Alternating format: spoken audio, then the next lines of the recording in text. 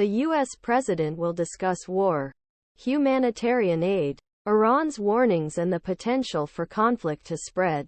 U.S. President Joe Biden will land in Israel on Wednesday morning, hours after Israel's airstrike on the Al-Ali Arab Hospital in Gaza City killed at least 500 people. The hospital had been housing thousands of patients and other civilians seeking refuge from Israel's sustained bombardment of Gaza Strip since the October 7 attack on southern Israel by Palestinian armed group Hamas.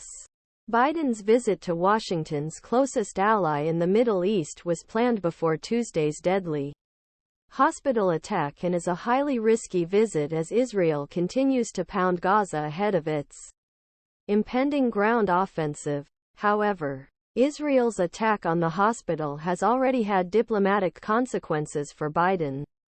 Biden is no longer welcome in Amman right now.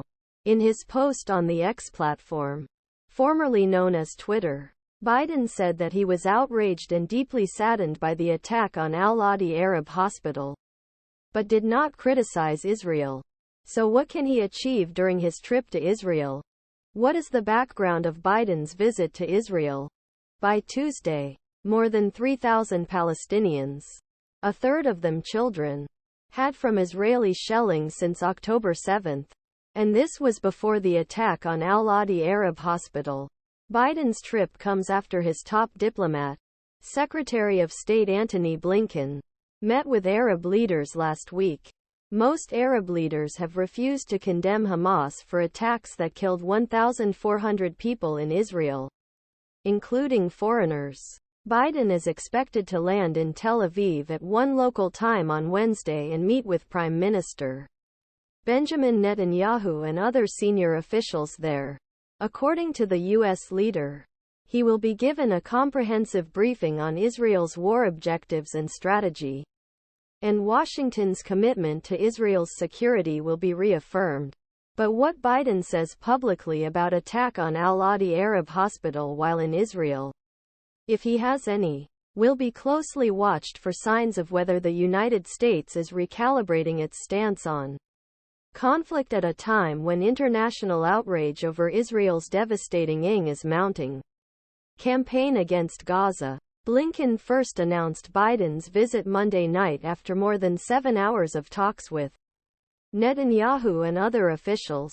During these talks, the Israeli Prime Minister agreed draw up a plan to provide humanitarian aid civilians in Gaza.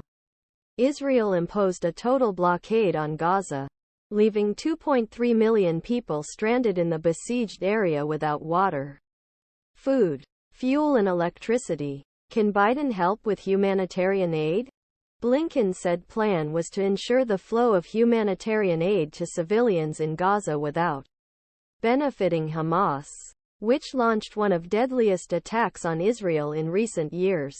But while it is unclear what impact Israeli airstrikes had on Hamas, the INGs destroyed block after block of residential buildings in the besieged area. The fact that schools and hospitals were not donated increased the humanitarian crisis in Gaza.